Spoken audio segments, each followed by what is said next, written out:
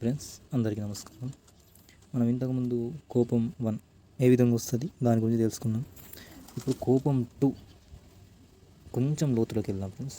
ఏం లేదు, మీకు షార్ట్ కట్గా చెప్తా, గుర్తుపెట్టుకోండి. ఒకటి ఫ్రెండ్స్, మెయిన్గా ఏంటంటే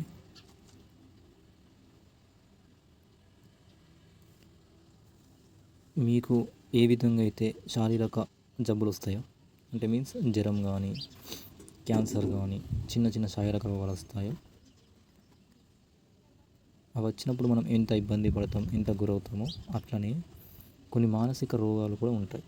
ఆ మానసిక రోగాలని మనం దూరం చేసుకున్నప్పుడు మనం ఆటోమేటిక్గా కోపం నుంచి విముక్తి చేసుకోవచ్చు. ఫస్ట్ కోపం అనేది ఏ విధంగా వస్తుందంటే, చిన్న ఈజీ ఫ్రెండ్స్, ఏం లేదు. ఎగ్జాంపుల్, మీకు ఏదో ఒక చిన్న ఆనందం కలిగిన విషయం కలిగింది. సరే, ఆనందం పొందినరు, అయిపోయింది. అదే ఆనందాన్ని మీరు పదే పదే అనుకుంటే, మీరు దేన్నైతే ఆనందపడుతుండో, అంటే వస్తువు అయినా మనిషి అయినా పదే పదే అనుకుంటున్నారు కాబట్టి మీకు ఆ వస్తువు లేదా మనిషితో మమకార బంధం ఏర్పడుతుంది.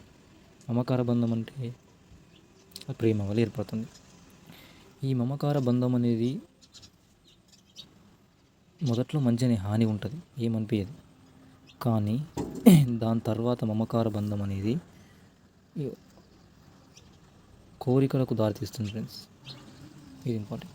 ఈ యొక్క మమకార బంధం అంటే దీని గురించి అయితే మీరు పదే పదే అనుకుంటుంటారో అది మమకార బంధంగా మనసులో ముద్రితమై దాని తర్వాత అది కోరికకు దారితీస్తుంది.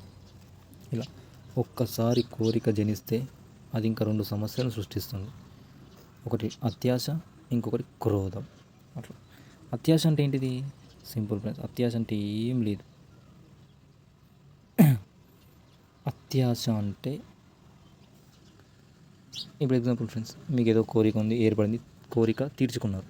ఇలా తీర్చుకుంటా వలన మళ్ళీ ఏర్పడుతుంది, మళ్ళీ తీర్చుకుంటారు, మళ్ళీ ఏర్పడుతుంది, మళ్ళీ తీర్చుకుంటారు. అది ఆ విధంగా అత్యాశకు దారితీస్తుంది. కాబట్టి కోరికను తృప్తిపరచుకునేటప్పుడు కూడా కొంచెం ఆలోచించి తృప్తిపరచుకోండి. ఎందుకంటే ఆ కోరిక తీర్చుకోవడం, మళ్ళీ తీర్చుకోవడం, మళ్ళీ తీర్చుకోవడం అత్యాశకు దారితీస్తుంది. ఈ యొక్క లోభం, అత్యాశ మరి క్రోధాలు కోరిక నుంచే జనిస్తాయి. అలా కాబట్టి ఇప్పుడు మనం మెయిన్గా ఆలోచించాల్సింది ఏంటంటే, మళ్ళొకసారి మీకు ఎక్స్ప్లెయిన్ చేస్తా. ఇది అత్యాశకు దారితీసిందా? సరే, అయిపోయింది. ఇంకోసారి మీకు కోరిక కలిగింది, దాన్ని తీర్చుకునే ప్రయత్నంలో మీకు కొన్ని సమస్యలు ఎదురవుతాయంటే కొన్ని ఆటంకాలు కలుగుతాయి. ఇలా ఆటంకాలు కలగడం వల్ల మీకు కోపం వస్తుంది. అట్లా కాబట్టి కోపం అనేది దానికనే ఉత్పన్నం అవ్వదు.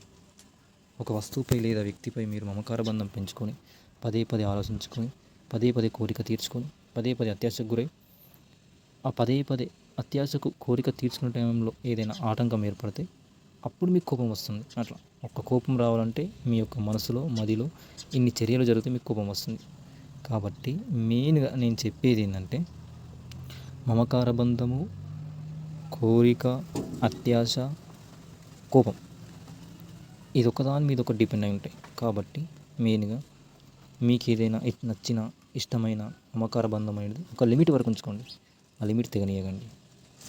మీకు ఇప్పుడు ఏర్పడే కోరిక, కోపం ఏం చెప్తున్నది తర్వాత మీకు అర్థమవుతుంది. ఆ లిమిట్ అయిపోయిన తర్వాతకి ఇనఫ్, బస్. మరి మమకార బంధాన్ని పదే పదే తీసుకొని పదే పదే కోరిక తీర్చుకోవడం, కొన్నిసార్లు కోరిక అనేది తీసుకునే టైంలో ఆటంకం ఏర్పడితే కోపంకు రావడం, ఆ కోపం మెంటల్ స్ట్రెస్ దారితీయడం, ఆ కోపం వల్ల మీకు, మీ వారందరికీ హాని కలగడం జరుగుతుంది. ఇది ఫ్రెండ్స్, కోపం పార్ట్ 2. Thank you.